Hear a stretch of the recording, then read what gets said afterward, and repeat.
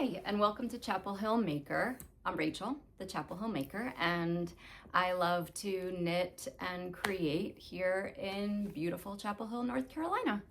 It's a rainy day, but as knitters, maybe we can agree that rainy days are kind of beautiful too, because we have a good excuse to stay inside and knit. You may notice things look a little different this time. Background's a bit busy, but we are decking the halls and getting ready for the holiday season. So this is sort of our, you can see it from the street tree so that the house looks pretty when you drive up, and our messy family tree with all the fun ornaments and everything lives downstairs where we can enjoy it all the time. So I hope that you had a wonderful Thanksgiving. We did. It was busy, and we had so much food. The only fail, I think, was my turkey, which was so dry and not delicious. But are people really coming for the turkey anyway? Hopefully not. Nobody seemed to complain. My husband kind of saved the day by smoking 2 briskets that were delicious. So I don't think anybody really minded that the turkey wasn't great, and we just put a lot of gravy and cranberry sauce and all the things on it, and I didn't get too many complaints. But hopefully you had some time to relax and visit and or do nothing, however the holiday is that you wanted. I hope you had it, and we definitely did, and I'll talk a little bit more about that later towards the end in my life update type stuff. But overall it was fantastic, and my family, my kids were awesome. They helped. It's so nice now that they're at an age where they can help and contribute, and that really was special for me too. So in case I didn't say it already, again, I'm Rachel, the ChapelHillMaker, and you can find me on Instagram and Ravelry, both as ChapelHillMaker, and I've linked that in the show notes so you know where to find me. This is episode 7, and I will be honest, I spent a good bit of time the last couple days sort of negotiating with myself about filming, because I didn't feel like I had a lot to show you. And then this is my whole internal dialogue of that's knitting sometimes, it's a slow craft, and if you're me, you get distracted and you find things you want to cast on instead of the things you're working on. And I'm hopefully going to give you something you can relate to on this, because projects that I had hoped to finish aren't finished, and new cast-ons just somehow ended up on my needles. And this time of year I tend to sort of go for that quick win of a project. I don't know how much time I'm gonna have. We've added in all these new activities of the holidays, and so I really just want to be able to knit when I can knit and not put too much pressure on myself. And so I'm looking forward to sharing with you what I've got, and yeah, so let's get into it. What I am wearing today is this was a top that I knit for Christmas last year, and I like to try to make a Christmas project of some kind. I've started doing that really only in the last couple of years, and this is the, funny enough, Summer Smock Puff Tee, and I'm gonna probably butcher her name, but by Trine Meulengracht, and I'll link the pattern below. But it's an Aran weight pattern, but I did this in a bulky. This is Knit Picks Wonder Fluff, and it just felt really wintry and snowy and fuzzy, and despite being short sleeves, it's very warm. And so it was a great Christmas bake. And so this was last year's, and maybe when I film next, I will wear another previous one. But yeah, so I have 2 finished objects today, and I have a couple new cast-ons, and then one or two whips, one you've seen and one I took out of the archives to start working on again. So the first one, I showed you the beginnings of it last episode, and this is the Minimistle Wreath by Vare Knit, and I absolutely love this. It was so much fun to make. You felt the leaves. Let me bring this a little closer. You felt the leaves. And I used two different colors of green to sort of try to give them a little bit of depth. Hopefully you can see that. And then she had you knitting these little berries, but I just had some fiber laying around and made some felted little berries with that instead, with some merino fiber. And then you knit probably the longest part of this project, which was not very long. I think I made the whole thing in just a couple days, is this knitted ribbon. And I had some gold tinsel. Let's see if we can get it on the camera. I don't know if I can. But I had some gold tinsel that I knit along with this worsted weight red. I don't know what yarn, but it was a good red that I had in my stash. All of this was knit from stash. And then I used a 10-inch brass, I think it's like a macrame hoop. So I couldn't be happier with this, and I love the addition to our holiday decorations. I always feel super proud when I have things that I've made. They get put up around the house and become part of our tradition every year. So so this is the Minimistle by Vare Knits, and I couldn't recommend it any more than I am, because it was such a fun little distraction and worked up really quickly. So 10 out of 10, recommend. And then the other finished object also was sort of another dopamine knit. Alex from Skeiny Dipping gifted me the pattern for her newest release, which is it was her newest release at the time. I think she's had 2 more patterns come out since. And that's for the Qun Hood. And so you might remember I made the Trine Beanie in that fluorescent yellow a little while back. And so it has that same sort of checkerboard cast on where you start in the back and you work these panels individually. And then you pick up and join in the round for a while, and then you end up going back and forth to create the hood. The only modification I made on this was she had a rolled brim and some kind of thicker ribbons for the ties, and I just switched it out for I-cord. My daughter has requested one, and she said she wants the rolled edge, so I'll give that one a go next time. But this was a really fun, quick knit. Again, I think it was 2 or 3 days worth of knitting. And I like that it's sort of something you can wear and not mess up your hair, and it keeps your ears warm.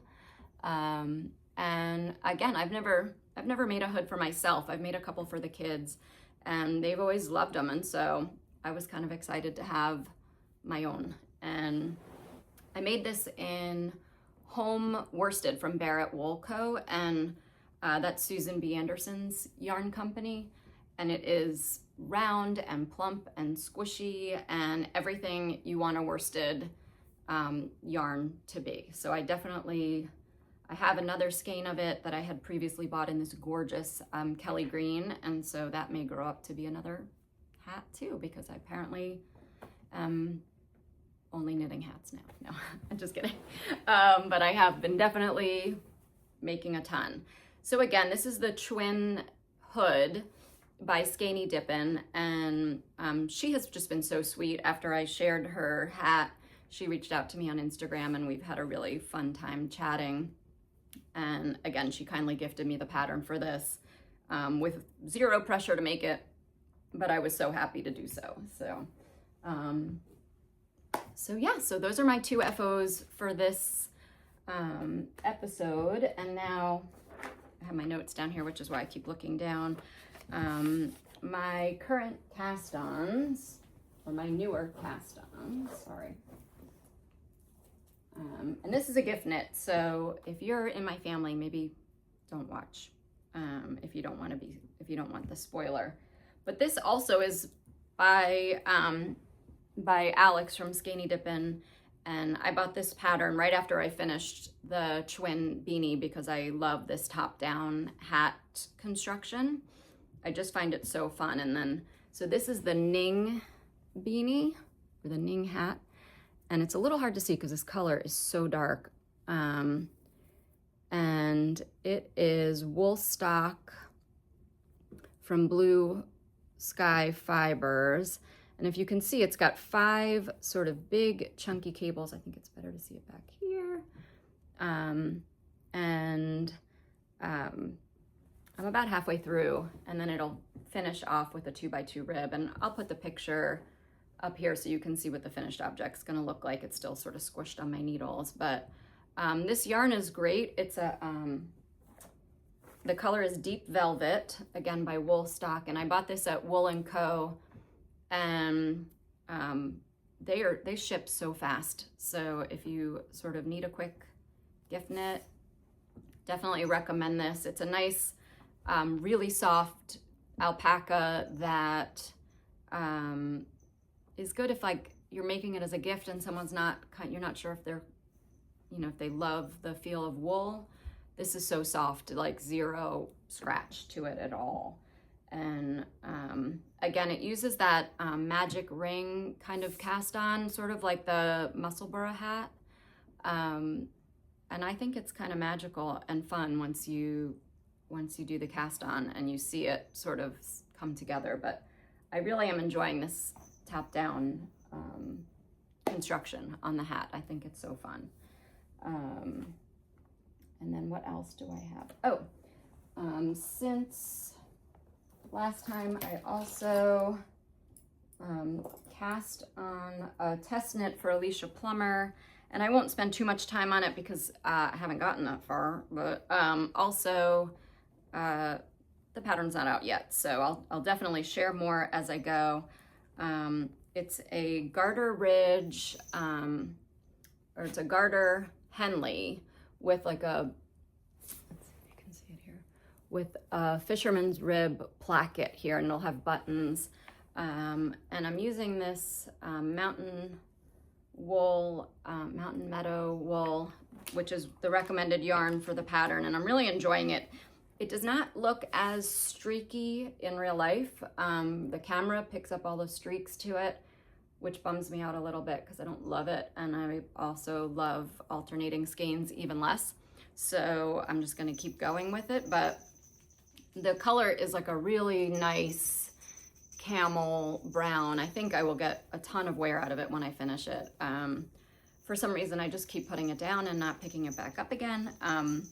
So far, the pattern has been great, and I'll look forward to sharing more with you on it as I go. But Alicia's sweaters just seem to fit, which is why I love testing for her. She creates a really nice test environment. If you haven't ever test knitted before, I really highly recommend testing for her. Her testers are all super sweet. She just is so welcoming and inclusive and kind and understanding.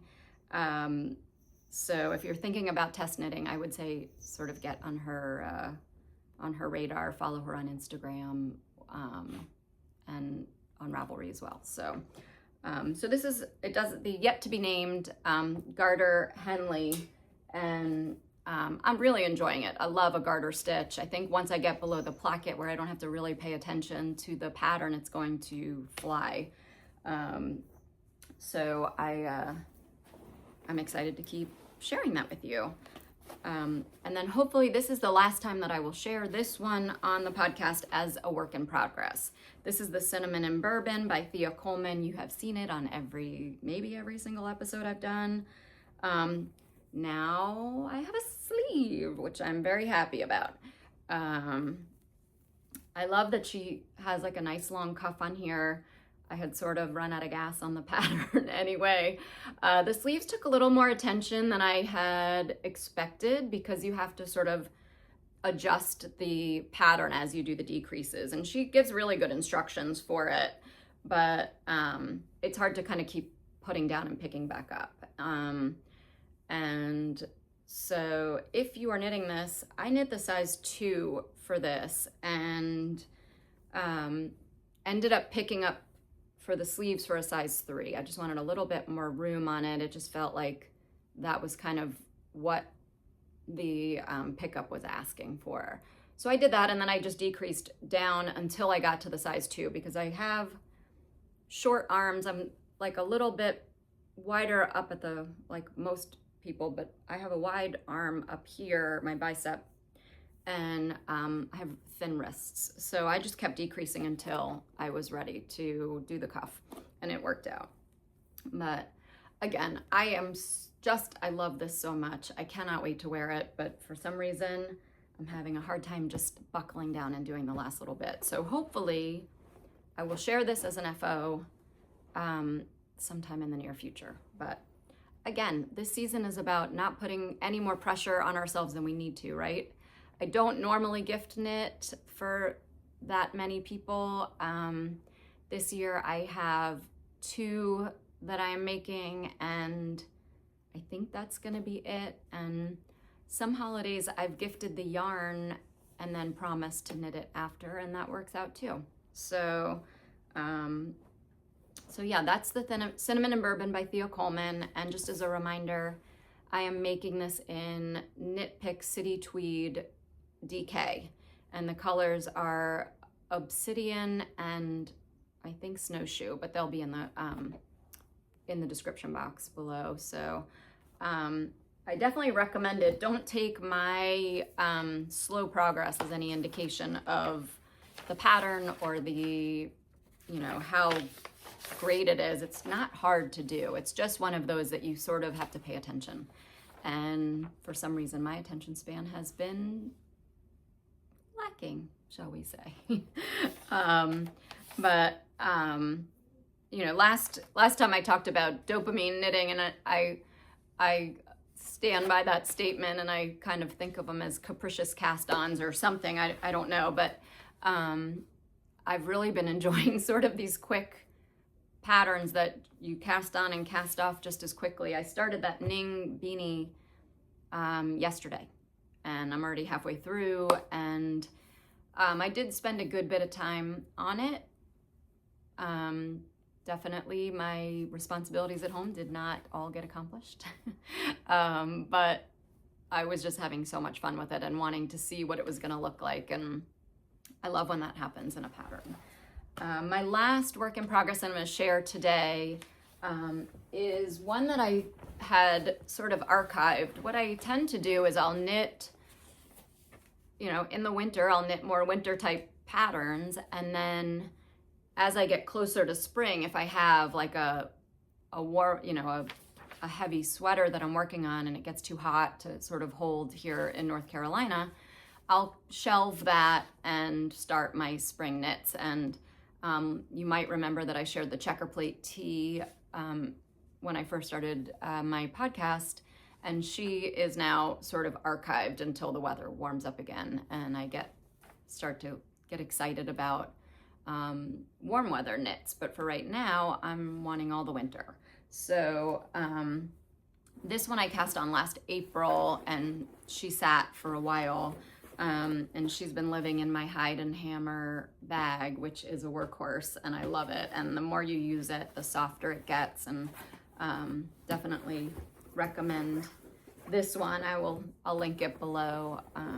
And this is the Mokosh Pullover by Teti Lutzak. And this one, if you'll notice in hers, is an all over color work. But I'll give you the story on why mine is just a yoke. So, but let's share it here. You can see it. The color work on this was super fun, and I love it. The yarn that I'm using is by Dale Garn of Norway, and the base is called Alpaca Forte. And I bought this yarn years ago when it was easier to get international shipping.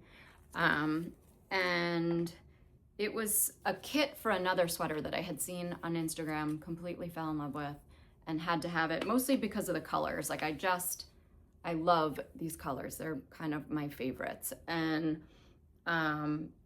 so I bought the kit, and then when I got the pattern and started reading through it, I wasn't as excited to knit it. I don't know if that's ever happened to you.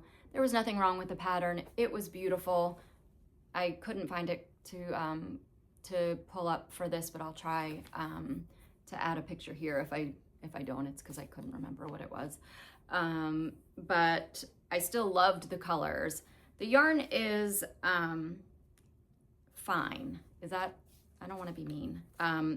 It's super warm. It's really soft, but it's a 20% alpaca and 20% nylon, which I didn't realize when I ordered it. So it sort of has a little bit of that kind of nylon feel to it. And not that there's anything wrong with it. I use 80-20 for socks, and this would probably make great DK socks. But in sweaters, I usually gravitate more towards 100% of a natural fiber. Again, except for when I don't. I have very few absolutes in knitting. I'm always willing to try something new. I'm always willing to be wrong about things, but that's just what I end up gravitating to. That said, I completely love this, and I think that it will, I'm not a skier, but I kind of picture this like on a ski slope somewhere, or at least in a ski lodge somewhere, and now I just have body and sleeves. All the color work is done. I didn't end up doing the full body of it because the kit I didn't have enough yarn to do the full color work. And I actually think for my size, I'm short, very short, that the yoked color work will work better anyway. And it'll maybe elongate me. At least that's what I keep telling myself. But yeah, so this is in a perfect stage for movie watching and car knitting and all of that. And we've got a nice long car ride coming up for the holidays, so that might be the one that I bring in the car. So those are all of my whips and my finished objects for today. So I have a few acquisitions that I wanted to share. The first one I thought would be kind of fun to open on here. If you don't want to see it because you haven't gotten to it yet, it's a Advent skein from Freckled Whimsy. And I know it's December 2nd, and I haven't opened it yet or cast it on, but again, 'tis the season to not put pressure on ourselves. Usually I end up knitting my Advent socks on the ride up for the holidays when we go see family in New Jersey. So if I'm not working on the Mokosh Pullover, maybe I'll be working on this. But I thought it would be kind of fun to open here on the podcast, and you have to wind it up anyway. So if you ended up buying this, then you've probably already seen it. So it came with a mini, which I will do for toe and heel and maybe the cuff, but sometimes I just do the stripes all the way up on the cuff because I have small feet and I don't, if I want to get all 24 stripes in, that's usually what I have to do. Sorry if you are crinkle noise averse, you can cover your ears for a second. I'll do my best to keep it quiet. And oh, this is so pretty. Okay, so here is the Advent skein from Freckled Whimsy, and it's called Splendid. And this is on an 85-15 base. And it has sort of a, it's not super tight, it's not super tightly plied. It has a somewhat looser ply. It looks really smooth. So if you're one of those people that finds hand knit socks tough on your feet, you might like this because it has a lot more merino in it, and it has sort of a nice smooth ply. But yeah, so this is the Freckled Whimsy 2025 Advent skein. I've never used her Advent before. I've done Woolens and Nosh and the Cozy Knitter before, and I'm excited to try this one. So, and then my other acquisitions, last time I talked about my little cutie collar that I'm super into, and I think I told you that I'm already looking for my next collar. So when I ordered that blue sky fiber yarn from Wool & Co, I added 2 more skeins to my cart for future collars to make. So the first one is this Isayer silk mohair, and it is so soft. It is the color 69. I don't remember what the name of it was, but it's a rose. It's a beautiful rose color. And the pattern that I'm thinking of making is called the Nanette collar. The only tricky part is that the pattern is in French. I don't speak French, but I feel like, I'll put a picture of it right here. I feel like it might be the kind of thing I could figure out if I use Google Translate and common sense, maybe. Or maybe I just have to switch from learning Italian to learning French, and in 1,000 days from now I'll be able to figure out the pattern anyway. And so yeah, so that I'm hoping to make the Nanette collar by Lolita Duby, D-U-B-Y. I'm gonna butcher names all over the place today. And then the other, and also I was sort of thinking these collars are a good way to try yarn that I've been wanting to try. Even it's also a good way to use up stash, but these both sort of were, I didn't have the right yarn in stash to pull it. And so this one is Tibetan Cloud by Mayak. And I haven't knit with their yarn before. It's been on my list of ones to try. And this color is called Shaded Fern, and it's, I don't know if you can get it well here if I put it closer to the light. It's sort of a sagey green, and was thinking if I can really sort of spend a lot of time knitting, maybe I'll wear this for Christmas this year. And this is Tibetan Cloud by Mayak. I don't know if I said that. And then there were 2 patterns that I was thinking of making. I can't decide. And I'm open to suggestions. If you have, especially for that, for the mohair one, if you have an English written pattern, I'm open to that too. But the 2 that I found for the Mayak is the Ruffle Collar Leia by Natasha Gizamova. Again, I'm sorry if I'm ruining names. I'm so sorry.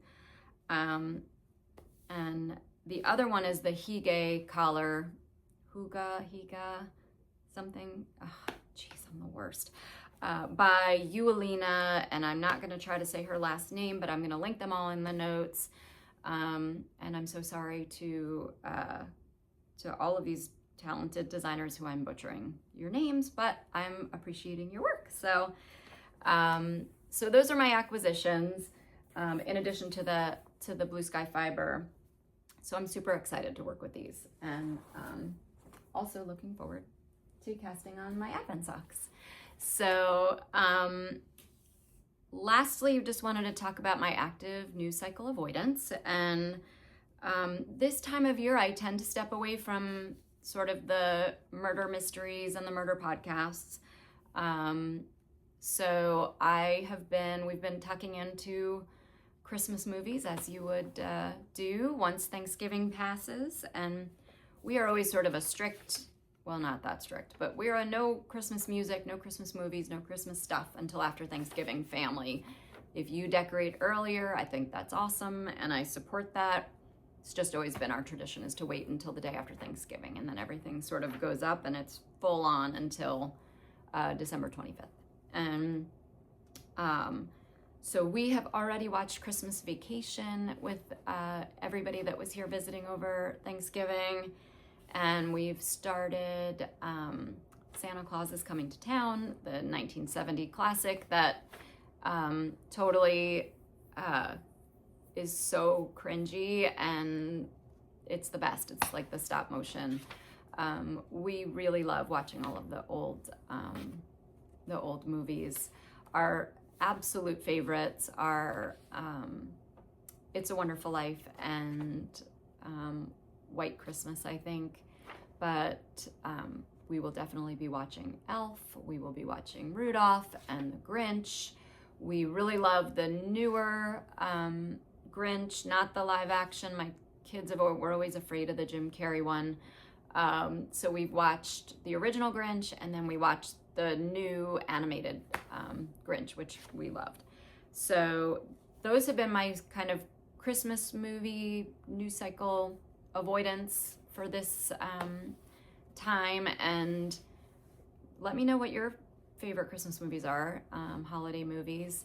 Are you a Hallmark movie watcher? Are you kind of a Die Hard or Netflix cheesy Christmas movie watcher? We sort of do them all, but we tend to gravitate towards the classics. And then I've been watching a lot of Alicia on Lovely Day Knits. Her podcast is fantastic. So you can go watch her after this and thank me later, because she is so sweet and so genuine. And her podcast is beautifully produced without kind of losing that authenticity of kind of a highly planned and produced video. You still sort of see her personality, and she's just so sweet, and she's in Australia, and it's been so fun to I love watching them head into summer while we're heading into winter, and that's been great. And she's also been just so kind and welcoming to my podcast and has given me some good advice and encouragement. And so definitely go watch Alicia. She's fantastic. I love everything she makes, and her yarn choices and her attitude about everything. She's so good. And then lastly, our kind of life stuff. Back to this weekend, I would call this knitting adjacent, but we live in the Durham Chapel Hill area, in Chapel Hill for us, but over Thanksgiving weekend, we went over to the Durham Bulls Athletic Park, which maybe you remember the movie Bull Durham from the 80s, but the Durham Bulls is our local minor league baseball team. And it's always a fun night at the ballpark when they're in season. And this year, I don't know if it's the first one or the first one we knew about, they decorated the whole ballpark with Christmas lights, and they had a little train, and they had hot cocoa, and you could see Santa and all those kind of things. It was such a fun way to wrap up our holiday weekend and kick off the Christmas season. And so we had 12 of us, my family, my sister-in-law's family with her kids and their partners, and my mom, and we all headed to the ballpark and walked around. It was a really cold night, which was fun because we got to all bundle up, and none of us were kind of adequately, the people who traveled in weren't adequately prepared for super cold weather because they think North Carolina and warm. And so I got to pull out my stack of knitted hats that I've made over the years, and I think out of the 12 of us, 9 were wearing something ChapelHillMaker. And so I'll post a picture right here, but it was really cool to sort of see everybody warmed up in my knits, and it warmed my heart. I would tell you that I generously gave them all of my knitted hats, but I didn't. I kept it here so that next time they come, we'll have hats for them to wear. And I think that about does it for me today. So I am grateful for you if you made it this far, if you joined me for the first time or every time. I really appreciate you being here and letting me talk to you and share my makes with you. I hope that the season is off to a good start for you, and acknowledge that we all celebrate differently. In our house, we're a multi-faith family, and so we are equal opportunity celebrators and dive right into all of it.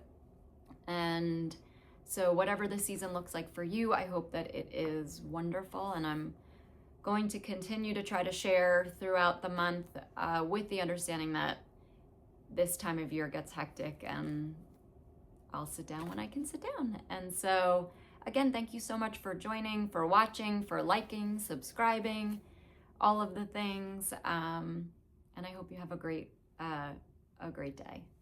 Bye.